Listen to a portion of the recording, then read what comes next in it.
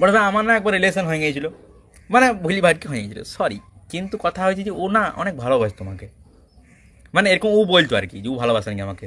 তো একবার না আমরা বসে আছি, তো আমি নর্মালি ঢ্যামনামি করি না, আমি বলছিলাম যে আমি না মরার পর না এইখানটাতে একটা বানাবো। তো সঙ্গে সঙ্গে আমার বলছি মুখে হাত দিয়ে বলছিলাম করে আমার বলছি, কোনো দিন আর কোনো দিন যেন এই মুখ থেকে যেন তোমার মরা কথা না শুনতে পাই।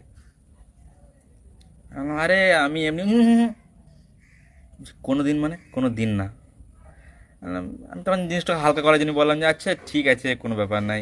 বলছেন তুমি হয়তো জানো না আমি কত এই জিনিসটাতে কষ্ট পাই, তোমাকে ছেড়ে যাওয়ার কথা ভাবলে আমার মনটা ভেঙে চুরে চুরমাচুর হয়ে যায়, আর সেখানে তুমি এরকম কথা বলছো, মরে যাওয়ার কথা বলছো। তারপর না ব্যাগ থেকে কলম বার করে, আমি কলমে করি না আমার হাতে লিখে দিলে যে যুক্ত এন।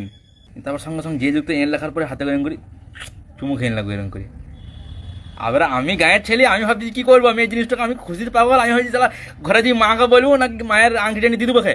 বড় ভাই তার ঠিক গুনি 43 দিন পরেই আর একটা ছেলের সঙ্গে রিলেশন করলিছু, হারাম জাদি অখ বলিছে যে দেখো মরা কথা কোনোদিন বলবে না, তোমার ছাড়া মরে যাও, মরছি না ই হারাম যদি মরছি না, তো ই মরছি না ইছি না, ইয়া ঘরে ভূমিকম্প হয়েছি, বাজ পড়ছে, দাবানল হয়ে যাচ্ছি, শালিক পাখি টিয়া পাখি মরেছি, আর ঘরে ই বেশি ঘর চলাইছে, বাঁশ উল্টেছি, ট্রেন উল্টেছি, ই বেশি ঘর চলাই সবাই মরে গেছে, তোমাকে ছাড়া বাঁচ মরছি না কেন হারাম যদি।